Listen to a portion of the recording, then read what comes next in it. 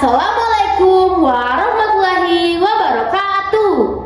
Perkenalkan, nama saya Khalifa Dinda Alifia, siswa SMP ITK Nusantara. Saya perwakilan dari Kabupaten Suma dalam mengikuti Lomba Resensi Perpustakaan Nasional tingkat SMP tahun 2025. Judul buku yang saya resensi, Mima dan Gadis Manja. Terdapat beberapa bagian dalam buku ini. Bagian pertama, identitas buku. Judul, Mima dan Gadis Manja. Penulis, Laras Ayu. Penerbit, Pustaka Tiga Kelana. Tahun terbit, 2017. Tebal halaman, 88. Nomor ISBN 978 602 5063237. Bagian kedua, pendahuluan.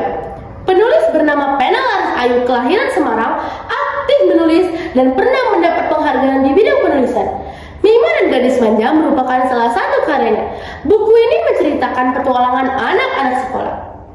Bagian ketiga, ringkasan atau intisari cerita. Terdapat beberapa bab dalam buku ini. Bab pertama, libur telah tiba, menceritakan anak bernama Mima yang ingin pergi berlibur melihat Candi Borobudur. Namun, ayahnya tidak bisa menemani. Mima sedih dan kecewa. Mima meminta Putri Jena untuk mengabulkan permintaannya ke Candi Borobudur. Putri Jena pun mengabulkannya. Bab kedua, Gadis Manja di Borobudur. Mima dan Putri Jena bergegas untuk liburan dengan menggunakan buku harian milik Bunda.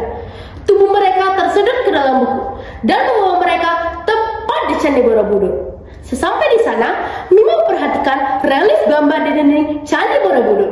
Ketika Mima membalikkan badan, justru tertumpah mengenai seseorang, yaitu Alisha. Mima meminta maaf, namun Alisha menjawab dengan jutek dan kesal. Bab ketiga, misi liburan rahasia. Keesokan harinya, Mima dan Putri Jena ke Malioboro. Ketika mereka melihat-lihat sekeliling jalan di Malioboro, ada mobil berhenti. Mereka mendengar suara anak yang bertemu di Candi Borobudur. Mima menyapa, tapi Alisha mengabaikannya. Di keramaian, Alisha berjalan. Tiba-tiba, kalung Alisha dijamret oleh seorang pria. Mima dan Putri Jena mengejar penjamret dengan menggunakan buku harian Bunda. Mereka berada di gang kumuh. Pria tadi tidak terlihat, akan tetapi kalung dipegang oleh seorang anak.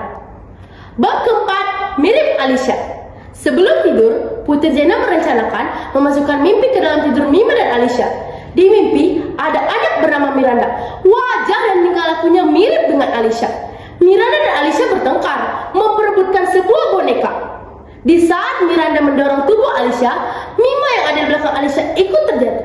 Mima terbangun karena jatuh dari tempat tidur.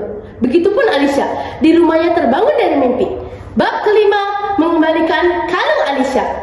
Hari ini, Mima dan Putri Jena ke villa Alisha. Sampai di villa, mereka memberitahu Eyang bahwa kedatangan mereka ingin mengembalikan kalung. Alisha datang sambil berlari berteriak mengusir. Saat itu juga ia tersandung batu, sehingga tercebur ke kolam renang. Eyang panik karena Alisha tidak bisa berenang. Mima menceburkan diri menolong Alisha. Alisha meminta maaf karena sudah marah dan berterima kasih karena menyelamatkannya. Bab ke-6, hadiah istimewa.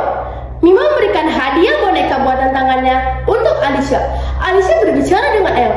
Dia menyesal karena sering marah, berteriak, dan menangis. Alisha berjanji akan berubah. Bagian keempat, analisis dan evaluasi. Kelebihan buku ini, ceritanya ringan, menarik, bahasanya mudah dipahami, dan ada ilustrasi gambarnya. Kekurangannya, tiba-tiba ada satu karakter tokoh sakti yang langsung dihadirkan, yaitu tokoh Putri Jena. Bagian kelima, refleksi dan kesimpulan. Nilai moral yang tersirat adalah kita harus bersikap baik, saling tolong-menolong, dan tidak boleh berprasangka buruk terhadap orang lain. Buku ini bisa menjadi referensi sebagai buku teks dan pelajar untuk digunakan sebagai sumber belajar. Sekian hasil referensi dari saya.